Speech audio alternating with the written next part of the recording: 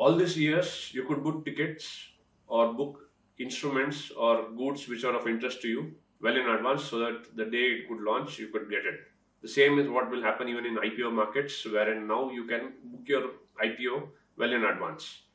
This is what Paytm is announcing. Welcome to Stock Market Institute Market Wrap-Up. This is Kishore here. The markets had a volatile day today. Initially, the markets were in green and doing very well, but later on it came down and it closed more or less flat. Sensex closed at on 52,372.69 and the same went down by 13.5 points.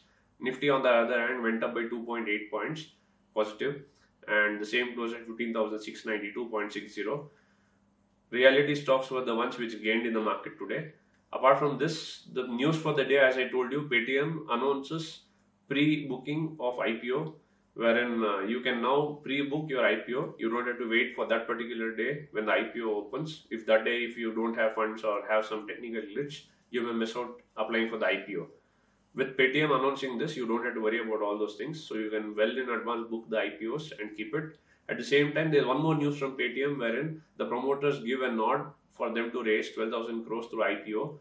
With this, Vijay Shankar Sharma, who is the promoter, will also have to give up the promoter tag. So he'll also be one of the board members and he will continue to be part of the management as well. So let's wait and see what would happen there.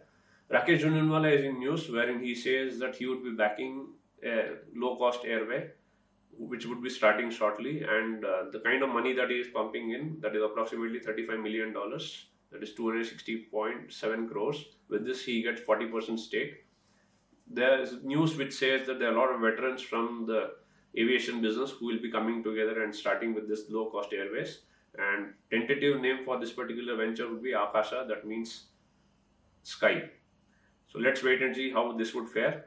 Apart from this, the other news for the day is Ola Electric got 100 million through debt funding, wherein they would invest this particular thing in their two-wheeler manufacturing unit.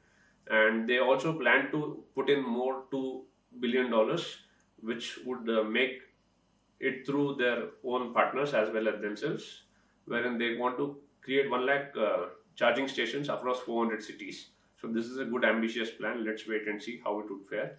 But going forward, electric cars and electric bikes is what the future is. So let's see.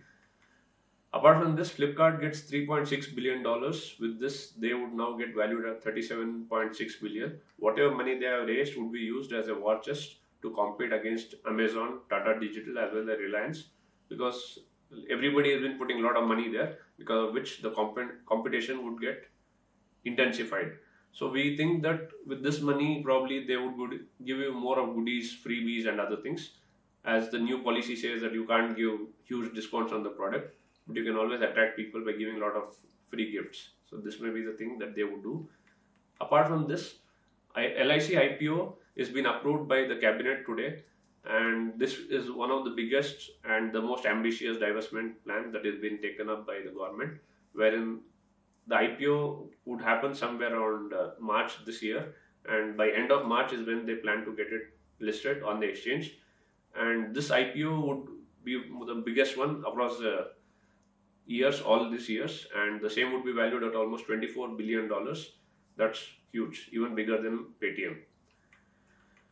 The day's gainer is Ultratech, which went up by 2.81% and the same closed at 7,093.75 paise. The top loser for the day is Adani Ports. The same went down by 1.43% and the same closed at 718 rupees 5 paise.